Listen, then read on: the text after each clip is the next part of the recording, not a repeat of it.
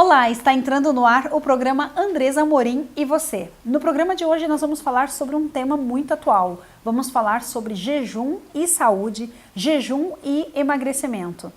Você tem curiosidade sobre esse assunto? Já ouviu falar em jejum intermitente? Vamos falar sobre isso? Então não saia daí porque está só começando o nosso programa de hoje. Andresa Amorim e você.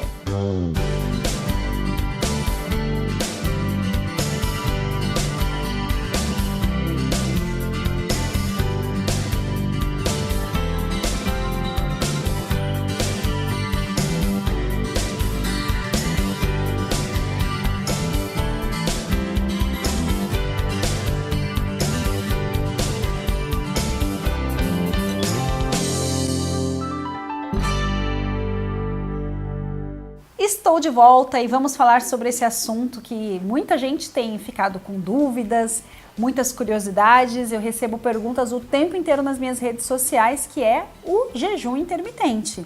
E aí, você tem dúvidas sobre esse assunto? O que é jejum? Então vamos falar sobre isso, vamos conversar um pouquinho, esclarecer essas dúvidas e trazer um pouco mais de informação para você. Informação baseada em evidências científicas. Bom, o que é jejum, gente? O jejum é não comer, né? Então, quando nós ouvimos algumas pessoas falando a dieta do jejum intermitente, já está errado, porque jejum não é dieta. Dieta é um programa para você seguir, um programa de alimentação, né? Que você come alguma coisa. E o jejum é o contrário, o jejum você não come nada. Então, isso é jejum. E você pode pensar, mas será que o jejum é saudável, né? Será que as pessoas são acostumadas a fazerem jejum? Olha, se todas as pessoas são acostumadas, eu não sei. Pelo contrário, eu acho que não, né? Porque as pessoas comem o tempo inteiro. Mas o que eu tenho certeza é que pelo menos em algum momento da vida, todo mundo já fez jejum, não é mesmo? Quando você vai fazer um exame de sangue, por exemplo, seu médico fala assim, olha, você tem que fazer no mínimo um jejum de 12 horas, 8 horas, dependendo do protocolo. Mas quando a gente vai fazer um exame simples de sangue, a gente precisa ficar 12 horas sem comer. Quando você está sem apetite, de repente você fica sem comer e é algo que ninguém falou para você fazer, mas simplesmente você não estava com fome, você perdeu o apetite e você fez jejum. Pode não ser intencional. Várias religiões também pregam a prática do jejum, né? Várias religiões. Então, seja por motivo religioso ou motivo de saúde, você já deve ter feito algum jejum na sua vida. E aí eu falo, né? Você não morreu porque fez jejum. Não. Mas algumas pessoas se sentem muito mal quando fazem jejum. Eu já fui essa pessoa. Por quê? Quando eu fazia um jejum para um exame de sangue, por exemplo, ficava lá 12 horas sem comer. Como eu era antigamente acostumada a comer de 3 em 3 horas, porque eu já achei que isso era saudável um dia, eu saía do laboratório, eu brinco, eu falo que eu queria chutar o cachorro na rua, comer o cachorro na rua, de tanta fome que eu estava, desesperada. E aí, engraçado como isso muda, porque o padrão alimentar muda, a saciedade aumenta. E aí depois eu comecei a perceber que depois do exame de sangue, um jejum programado ali de 12 horas, eu não tinha essa fome, né, de ficar desesperada, eu preciso comer que senão eu vou passar mal. Não, eu tô acabando com o meu corpo, com a minha saúde se eu não comer. Não, gente, calma. No programa anterior, nós falamos sobre isso, sobre a questão do fracionamento das refeições. Nós não precisamos fracionar as refeições. E hoje, o que tem de evidência científica, né, sobre o jejum? Primeiro, o jejum, só para você ter ideia do número de doenças que o jejum tem sido relacionado na literatura científica para tratamento dessas doenças e até mesmo a cura. Câncer, Alzheimer, Parkinson, doenças coronarianas, dislipidemias, né, aumento de triglicerídeos, aumento de LDL, como diminuir o LDL, diminuir os triglicerídeos e aumentar o HDL, colesterol. Resistência insulínica, diabetes do tipo 2, o que mais? Obesidade, várias outras patologias. Nós conseguimos uma melhora da qualidade de vida desse paciente e até mesmo no tratamento com a prescrição do jejum.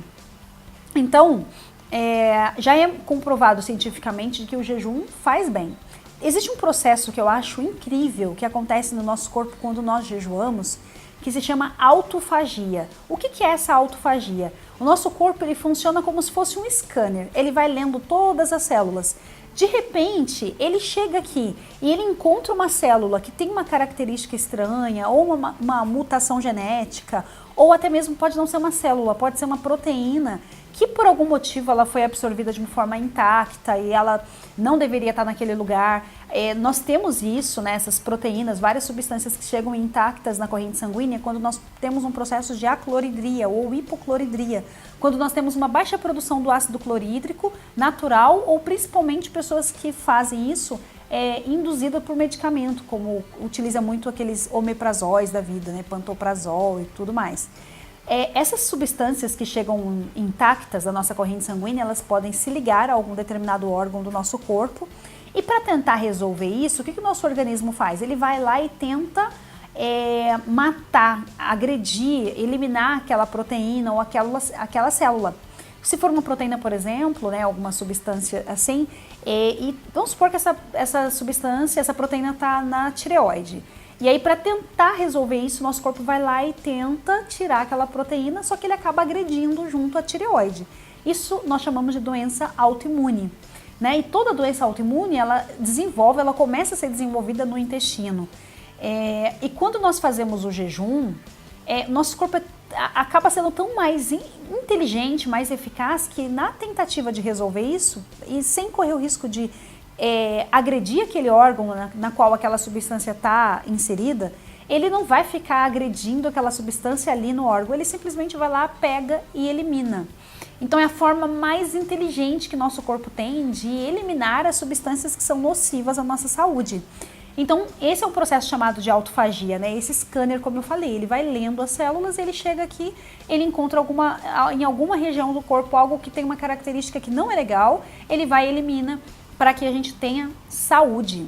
Então, esse processo de autofagia, gente, é a maior descoberta da ciência. É uma coisa linda, que é um mecanismo que o nosso corpo tem de resolver os problemas e evitar que as doenças apareçam.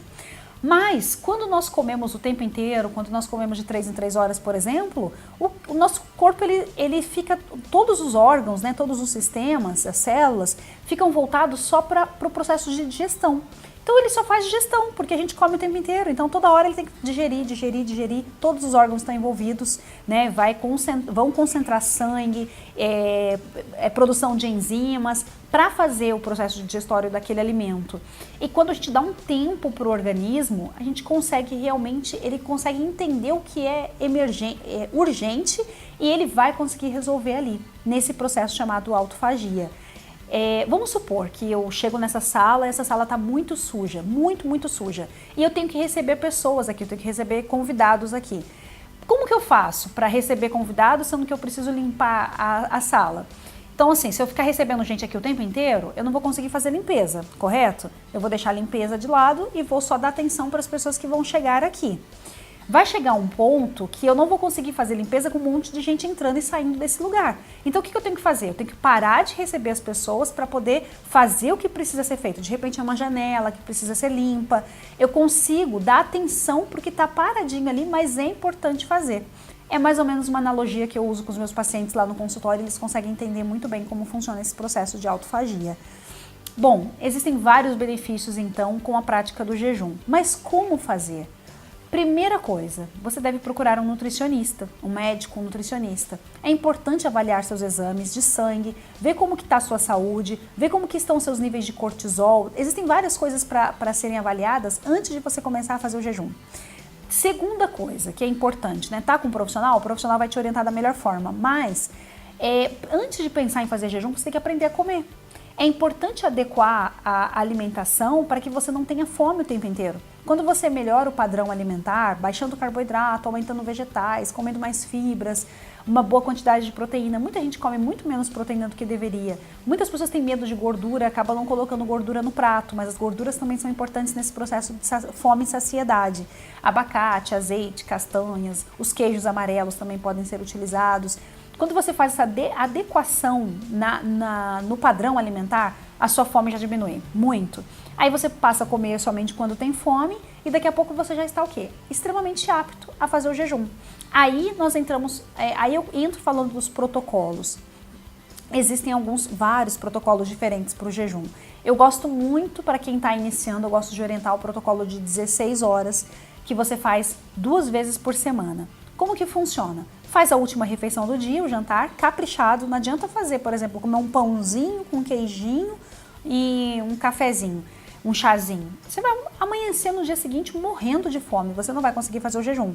Então é importante fazer uma refeição caprichada. Todo mundo brinca comigo, as pessoas que me acompanham de perto falam, caramba, Andressa, você come igual pedreiro, né? Seu prato é de pedreiro. Mas por quê? A densidade nutricional é alta, tem baixo carboidrato, muito vegetal, uma boa quantidade de proteína e gordura. Então o prato fica caprichado, né? Então, se fizer um prato desse com essa alta densidade nutricional, o que é que eu vou ter?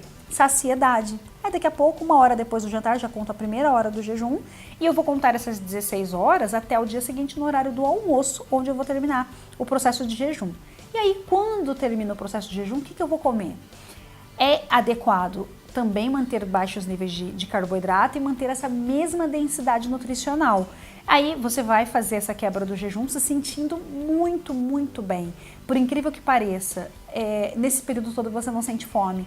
Depois de, vamos supor, 14 horas, 15 horas sem comer, dá uma sensação de fome. E aí o que eu falo? Se você gosta de café, toma um cafezinho preto, claro que sem adoçar. E você vê que essa fome essa fome vai embora. Então nem era fome real, não era fome de verdade. O café ele não quebra jejum. Chá também não quebra jejum. Própolis, limão, gengibre. Agora, existem 2 tipos de jejum. Existe o jejum metabólico e existe o jejum fisiológico. Agora, voltando naquele protocolo que eu falei das 16 horas. Quando você se programa para fazer um jejum desse, aí nós estamos chamando o quê? De jejum programado, né? Você se planejou para fazer. Existe também, além do jejum programado, o jejum natural. O que é o jejum natural? É simplesmente respeitar a fome, comer somente com fome. Então você chegou no horário do almoço, você não estava com fome, você não comeu. Ou você acordou, olhou para aqueles ovinhos do café da manhã, mas você não estava com fome, você não comeu, você simplesmente deixou esperando chegar a fome. E aí quando você vai ver, passaram ali 16, 17 horas e você não comeu nada. Esse é um jejum natural. O que é muito importante é que você saiba, tem dias que você se programa, né, para fazer o jejum, você faz o jejum programado, você fez o jantar, caprichadinho, foi dormir, acordou e aí você tá em jejum, né, você se programou para isso e de repente você acorda com uma fome do cão, você tá com muita fome. E aí o que você faz? Você permanece no jejum porque você se propôs a fazer o jejum ou você quebra o jejum, você desiste do jejum? O adequado é desistir do jejum, é quebrar sim, porque naquele dia, não sei porquê, mas naquele dia seu corpo você estava com mais fome, foi uma necessidade fisiológica e você tem que respeitar. O nosso corpo é muito inteligente. Quando nós aprendemos a ouvir o que ele diz, com certeza, ouvindo esses sinais, obedecendo esses sinais, nós vamos ter muito mais saúde. Então é importante aprender a ouvir esses sinais de fome, de saciedade, de sono, de sede, de todas as reações metabólicas. E com isso nós vamos ter uma vida muito mais saudável. Nutri, dá para fazer o jejum durante o dia? Dá. Pode fazer? Pode. Quer fazer um jejum programado durante o dia? Até pode, mas eu acho, especialmente para quem está começando, que é muito mais fácil fazer o jejum à noite, aproveitando o sono, né? Porque você está dormindo. Gente, parece assim, para muitas pessoas, né, que está tendo esse tipo de informação agora, através desse vídeo, através desse programa, parece assim muito longe da sua realidade, né? Eu também já pensei dessa forma, mas não se preocupe assim, eu preciso fazer 16 horas de jejum, 18 horas de jejum, não. Se preocupe apenas em comer bem, ter uma alimentação saudável e respeitar os sinais da fome e da saciedade. Automaticamente você já vai começar a fazer jejum. Porque nosso corpo, como eu já falei, né, em vídeos anteriores, nosso corpo não tem que agir dessa forma, pensando, meio-dia é o horário de almoço. Então, por mais que você esteja no jejum, deu meio-dia, que seria o horário de finalizar o jejum, às 16 horas ali, e você ainda não está com fome, você pode segurar um pouquinho. Então, vai até 1, vai até 2, né? Mas o que é muito importante, que você tenha acesso ao que comer. Porque vamos supor que você trabalha num lugar que meio-dia realmente é o horário do almoço, você tem que sair para comer naquele horário, porque depois você não vai conseguir sentar e fazer uma refeição caprichada. Então, o que fazer nessa situação? Se você se sente bem comendo nesse horário, que você tem uma segurança, porque depois você não vai conseguir fazer essa refeição completa, você pode ter 2 opções aí. Você pode começar mais cedo o jejum. Então, você pode programar essas 16 horas e fazer o jantar mais cedo, né? Na noite anterior. E simplesmente não, se você não tem essa obrigação de fazer o jejum de 16 horas, você fez com 15, está se sentindo bem, ok, isso já pode ser muito benéfico para o seu corpo, né? Já é uma forma interessante de manter a sua saúde, você se sentir bem. Agora, antes de iniciar o jejum, como eu sempre digo, é importante procurar um nutricionista, avaliar a sua saúde, fazer alguns exames e, especialmente, aprender a comer primeiro. Então é isso, esse assunto é um assunto muito complexo, teria muito mais coisas para falar, mas é uma pincelada mesmo, é o básico. Se você quiser saber mais, nas minhas redes sociais eu falo bastante sobre esse assunto o tempo inteiro, porque eu mostro até mesmo a minha prática. Acessa lá, Nutri Andresa Amorim, que é o meu Instagram, lá eu posto tanto a minha rotina diária, como também dicas. No feed tem sempre posts interessantes e bem informativos para vocês, tá bom? E acesse também o canal no YouTube, se você não conhece ainda, se inscreve lá no canal, que é Andresa Amorim, e você se inscreve e sempre que eu postar um vídeo novo você vai receber a notificação aí para você também continuar acompanhando lá no YouTube. Gente, eu vou ficando por aqui, espero que você tenha curtido bastante, que você tenha aprendido um pouquinho mais sobre a prática do jejum. Não tenha medo de ouvir o seu corpo, mas sempre procure o nutricionista, tá bom? Eu vou ficando por aqui e na próxima semana eu volto com mais um programa inédito, com muito mais informação e conteúdo para você. Beijo!